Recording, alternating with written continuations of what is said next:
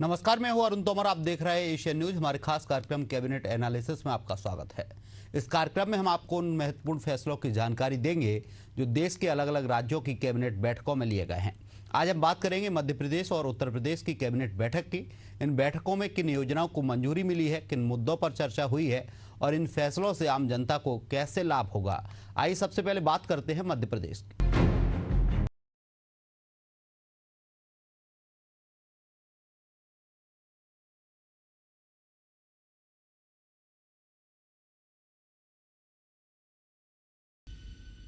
मध्य प्रदेश की राजधानी भोपाल में सीएम मोहन यादव की अध्यक्षता में कैबिनेट बैठक संपन्न हुई। बैठक में पेंशन कार्यालय के स्टाफ में कमी, नक्सलवाद के सफाई के लिए 850 पद मंजूर समेत कई अहम प्रस्तावों पर मुहर लगी है। हालांकि कर्मचारियों के प्रमोशन को लेकर कोई निर्णय नहीं लिया गया है। संभावना है कि आने वाले दिनों में इस पर कोई फैसला लिया जा सकता है। कैबिनेट की ब्रीफिंग करते हुए मंत्री कैलाश विजयवर्गीय ने बताया कि इस साल 8,76,000 किसानों से 81 लाख मीट्रिक टन गेहूं खरीदा गया है। पिछले साल 40 लाख मीट्रिक टन गेहूं का उपार्जन किया गया था। जिन किसानों ने स्लॉट बुकिंग कर ली है उनसे 9 मई तक गेहूं खरीदा गया है। अभी तक किसानों को 16,500 करोड़ का भुगतान कर दिया गया है। नई शिक्षा नीति के अंतर्गत जो फेल हो गए हैं वह फिर से परीक्षा दे पाएंगे। 17 जून के आसपास परीक्षाएं होंगी। इस पर देखिए हमारी एक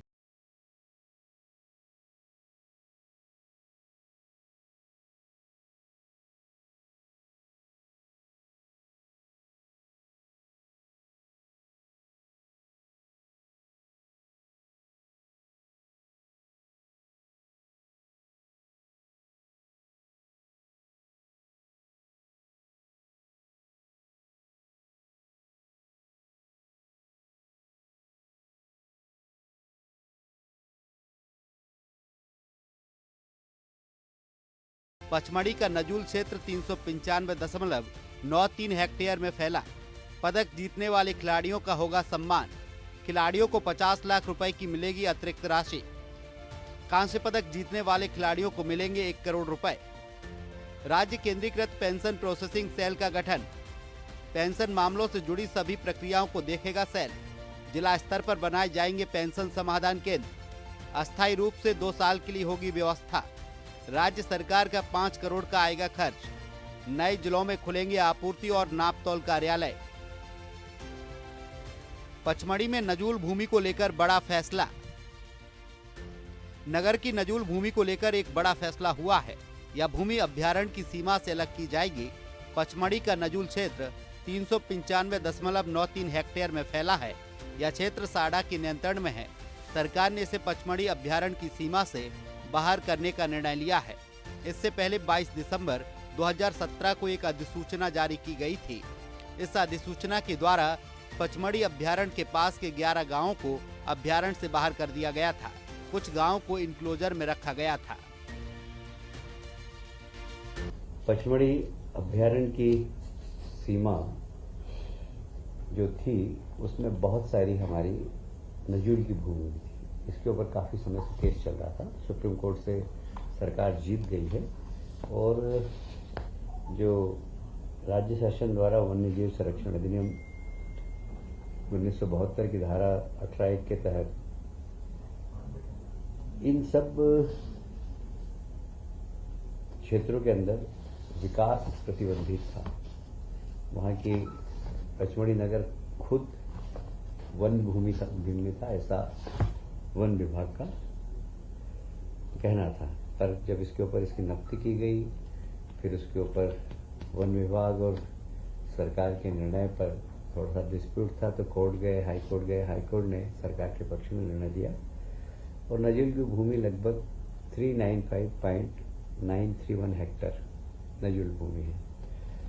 अब पचमढ़ी में नजूल भूमि मिलने के बाद हम पचमढ़ी में किस प्रकार पर्यटकों को और आकर्षित कर सकते हैं, इस भूमि का किस प्रकार हम उपयोग करके पचमढ़ी को राष्ट्रीय और अंतर्राष्ट्रीय स्तर पर एक पर्यटक स्थल बना सकें, इसके लिए हम लोग काम करेंगे।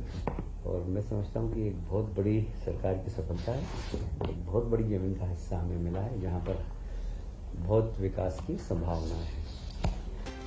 पैरा ओलंपिक खिलाड़ियों को अतिरिक्त मिलेंगे 50-50 लाख रुपए। पैरा ओलंपिक में पदक जीतने वाले खिलाड़ियों के लिए अब एक अच्छी खबर है। उन्हें 50-50 लाख रुपए की अतिरिक्त राशि मिलेगी। मुख्यमंत्री मोहन यादव ने इसकी घोषणा की थी। कांस्य पदक जीतने वाले खिलाड़ियों को अब कुल 1 करोड़ रुपए की सम्मान राशि मिलेगी। मुख्यमंत्री ने पैरा ओलंपिक खिलाड़ी रूबिना फ्रांसिस और कपिल परमार को 1 करोड़ रुपए की सम्मान राशि देने की घोषणा की थी। उन्होंने पैरा ओलंपिक खेलों में अच्छा प्रदर्शन किया था।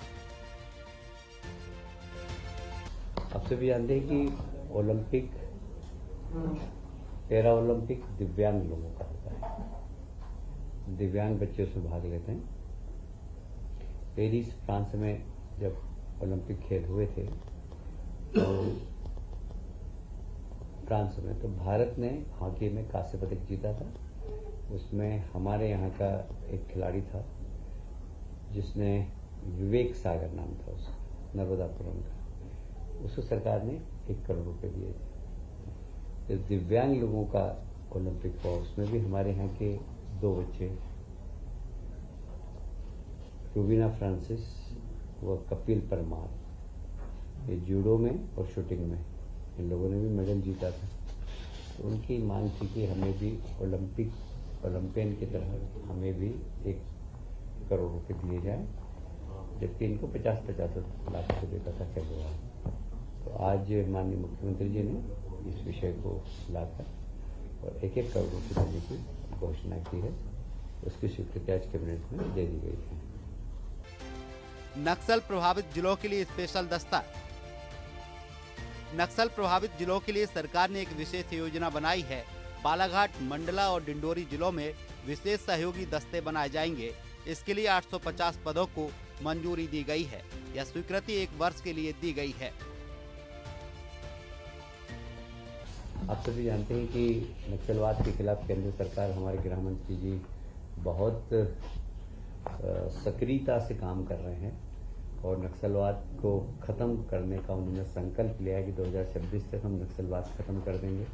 और आप देख भी रहे हैं कि नक्सलवादियों का लगातार समर्पण हो रहा है। मैं अभी रायपुर गया था तो वहाँ के मुख्यमंत्री जी से मैंने बैठ की, तो कह रहे थे कि इतना संपर्क कर रहे हैं हमसे कि हम समर्पण करना चाहते हैं, समर्पण करना चाहते हैं, मरना नहीं चाहते हैं, हमारे बच्चों का भविष्य बचाइए आप।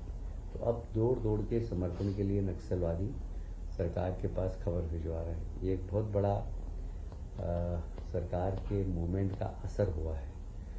तो पर एक संभावना ये भी है कि कुछ लोग हमारे प्रदेश में, क्योंकि हमारे प्रदेश में भी नक्सलवाद नहीं है, तो ये 3 जिले हैं जो हमारे, बालाघाट, मंडला और डिंडोरी, इसमें उनका आवागमन है, इसकी सूचना हमारे पास है। तो हम वहाँ पर, वहाँ के गांव वासियों के बीच में से ही 850 ऐसे कार्यकर्ता हम खड़े कर रहे हैं जो कि वहाँ पर सरकार के लिए काम करें। गांव में कोई नक्सलवादी का मूवमेंट नहीं हो, इसके लिए सरकार को इन्फॉर्मेशन दे। इस दिशा में आज कैबिनेट ने 850 पदों का सृजन किया 1 साल के लिए और प्रति कार्यकर्ता को 25,000 रुपये मानदेय दिया जाएगा। ये नक्सलवाद को प्रति माह, तो लगभग इसमें 25 करोड़ का खर्चा आएगा 1 साल का। आज कैबिनेट ने इसकी स्वीकृति प्रदान की। पेंशन से जुड़े मामलों के लिए महत्वपूर्ण कदम। पेंशन से जुड़े मामलों को निपटाने के लिए भी सरकार ने एक महत्वपूर्ण कदम उठाया है। राज्य केंद्रीकृत पेंशन प्रोसेसिंग सेल का गठन किया जाएगा। यह सेल पेंशन मामलों से जुड़ी सभी प्रक्रियाओं को देखेगा। संभागीय और जिला स्तर के कार्यालयों में पेंशन समाधान केंद्र भी बनाए जाएंगे। यह केंद्र सेवानिवृत्त कर्मचारियों की मदद करेंगे। यह व्यवस्था अस्थायी रूप से 2 साल के लिए होगी। पदों का नियुक्तिकरण किया जाएगा। जिला पेंशन कार्यालय हर जिले के अंदर है। आप सभी जानते हैं कि पेंशनरों की संख्या कम होती जा रही है और वहाँ कर्मचारियों की संख्या काफ़ी है और अब ऑनलाइन पेंशनरों की समस्या का भी निराकरण हो रहा है, इसलिए मैन पावर कम लग रहा है। तो हम अब जिले के कार्यालय, जिले में कार्यालय रहेंगे अभी, पर उसमें मैन पावर अब कम करके वहाँ के कर्मचारी अगर दूसरे विभाग में लेना होगा तो वो लेंगे और एक केंद्रीय पूरा पेंशन कार्यालय कंप्यूटराइज होगा और कोई भी उनकी समस्या होगी तो असिस्टेंट के लिए वहाँ पर जिले में कार्यालय होंगे, तो वहाँ उनकी संख्या कम करें और एक केंद्रीकृत पेंशन प्रकोष्ठ का हम यहाँ पर गठन करके और पेंशनरों को अच्छी सुविधा मिल सके, इसके लिए हम प्रयास कर रहे हैं। नए जिलों में मापतौल कार्यालय खुलेंगे। नए बने जिलों में आपूर्ति और नापतौल कार्यालय भी खोले जाएंगे।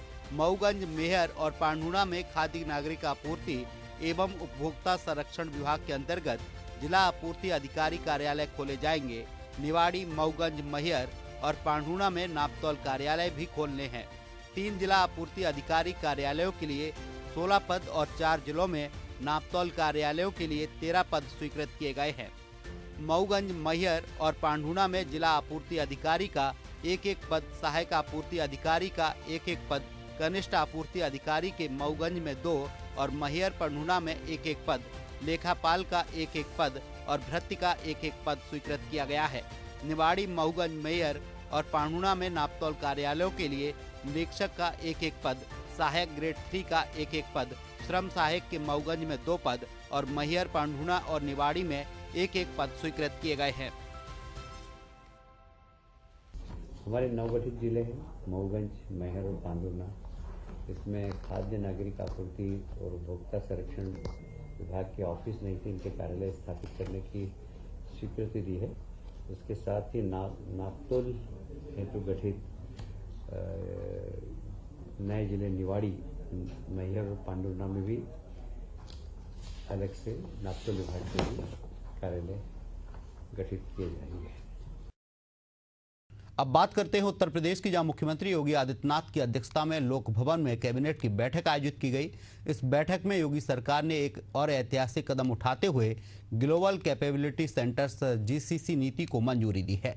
इस नीति का मकसद यूपी को भारत का अगला वैश्विक सेवा केंद्र बनाना है और प्रदेश को $1 ट्रिलियन की अर्थव्यवस्था के लक्ष्य तक पहुंचाना है। नई नीति के तहत यूपी में IT, banking, health care, engineering और अगली पीढ़ी की तकनीकों में काम करने वाली वैश्विक कंपनियों को बड़े पैमाने पर निवेश के लिए आकर्षित किया जाएगा। इससे न केवल रोजगार के लाखों अवसर खुलेंगे, बल्कि प्रदेश के Tier 2 शहरों में आर्थिक गतिविधियों में जबरदस्त बढ़ोतरी होगी। इतना ही नहीं, प्रदेश में पार्किंग का स्थान तय करने पर भी चर्चा हुई है। इसके साथ ही कैबिनेट ने फैसला लिया है कि उत्तर प्रदेश के सभी नगर निगमों में एक समान पार्किंग नियम लागू किए जाएंगे। बैठक में और क्या कुछ हुआ है, इस पर देखिए हमारी एक खास।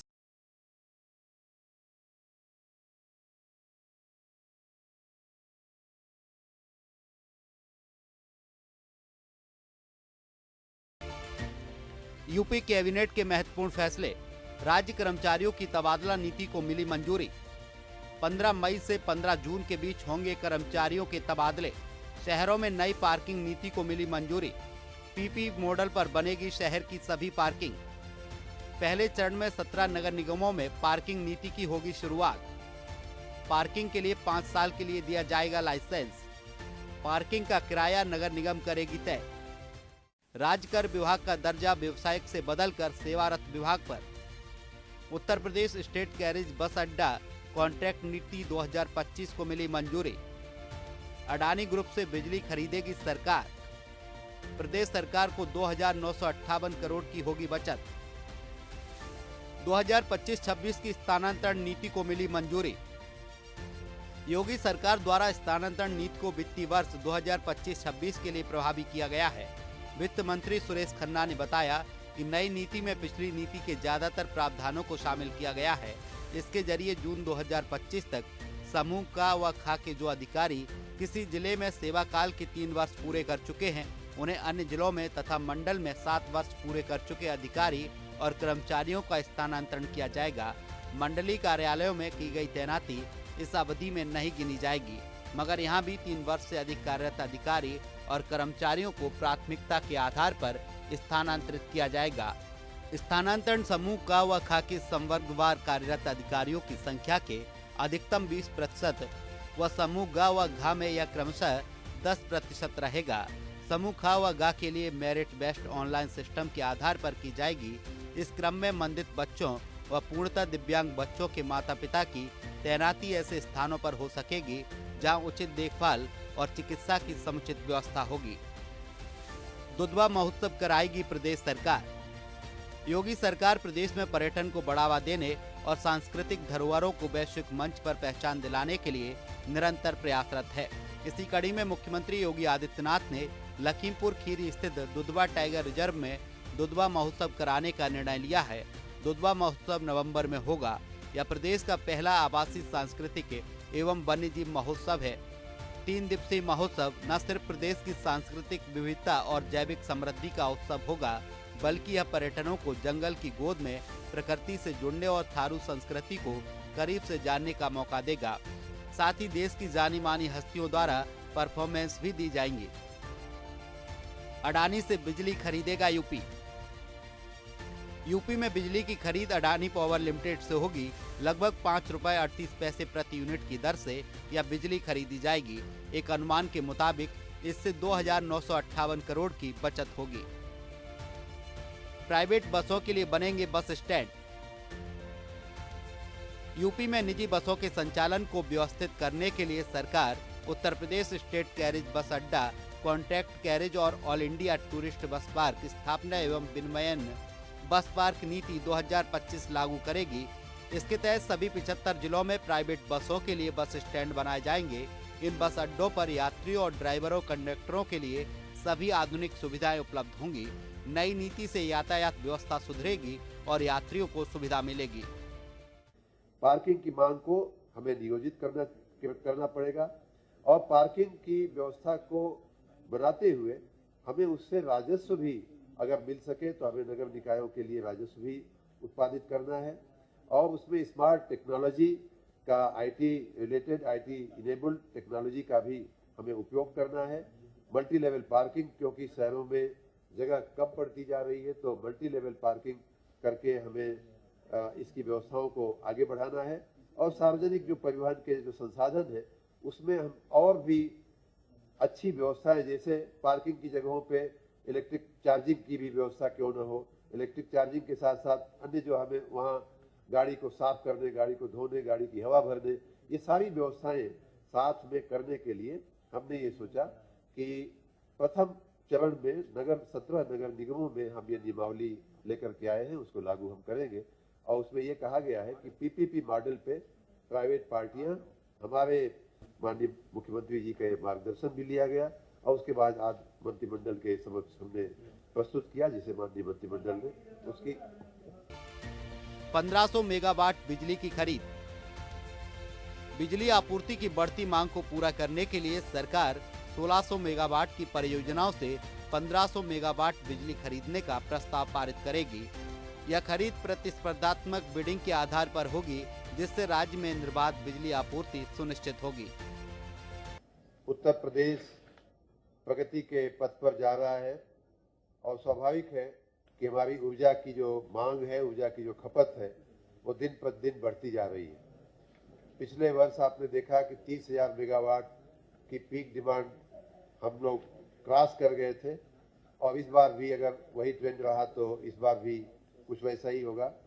इस बढ़ती हुई मांग के मद्देनजर भारत सरकार की जो हमारे इलेक्ट्रिसिटी रेगुलेटर हैं और हमारे यूपीपीसीएल ने मिलकर के एक आने वाले 10 साल का एक पावर प्रोक्योरमेंट का प्लान बनाया हुआ है 2034 तक का, और उसके दृष्टिगत हमने जो मांग आएगी उसके दृष्टिगत जो हमने कैपेसिटी जो हमने अनुबंधित किया है, कॉन्ट्रैक्ट किया है, वो लगभग 47,600 मेगावाट की क्षमता हम ऑलरेडी कॉन्ट्रैक्ट कर चुके हैं। उसमें से 33,000 क्षमता का जो पावर प्लांट्स हैं वो ऑलरेडी कार्यान्वित हो गए हैं और 14,000 की क्षमता के प्लांट जो हैं वो कार्यान्वित होने की दिशा में आगे बढ़ रहे हैं। उसके अतिरिक्त ये पाया गया है कि हमारे पास हमें थर्मल, विंड, हाइड्रो और सोलर सभी संसाधनों से अपनी ऊर्जा की उपलब्धि को बढ़ाना होगा। उसमें विंड भी हम कॉन्ट्रैक्ट कर रहे हैं, जहां से भी उपलब्ध हो रही है, हाइड्रो भी कर रहे हैं, सोलर भी कर रहे हैं। आउटसोर्स के लिए भारत आ रही मल्टीनेशनल कंपनियां। नीति के संबंध में प्रमुख सचिव औद्योगिक विकास आलोक कुमार ने बताया कि प्रदेश में साइंस, लॉ, इंजीनियरिंग समेत बहुत सारे सेक्टर्स का टैलेंट काफी बड़ी मात्रा में मौजूद है। कम पैसे में बेहतर क्वालिटी का काम लेने के लिए कई मल्टीनेशनल कंपनियां अपने ऑफशोर डेवलपमेंट सेंटर्स यहीं पर स्थापित कर रही हैं। इसे ही ग्लोबल कैपेसिटी सेंटर कहते हैं। इसमें पहले नंबर पर सॉफ्टवेयर और आईटी आता है, जिसमें machine learning, cloud computing, robotic process, automation, AI संचालित डेवलपमेंट, साइबर सुरक्षा, इंजीनियरिंग डेवलपमेंट आते हैं। इंजीनियरिंग डिजाइन का बहुत सारा एलिमेंट है जो बहुत कॉस्टली और टाइमिंग कंज्यूमिंग में होता है और हम काफ़ी सस्ते दामों में और उच्च गुणवत्ता के साथ इस पर काम कर सकते हैं। इसी प्रकार से बैंक्स, फाइनेंशियल सर्विसेज और इंश्योरेंस सेक्टर में बहुत सारे काम आउटसोर्स करने के लिए मल्टीनेशनल कंपनियां भारत आ रही हैं। इसी तरह ऑटोमेटिक सेक्टर, इलेक्ट्रॉनिक्स और सेमीकंडक्टर विनिर्माण सेक्टर भी बहुत सारी कंपनियां यहां आई हैं। उनके सॉफ्टवेयर डेवलपिंग का बहुत सारा काम इन जीसीसी में होगा।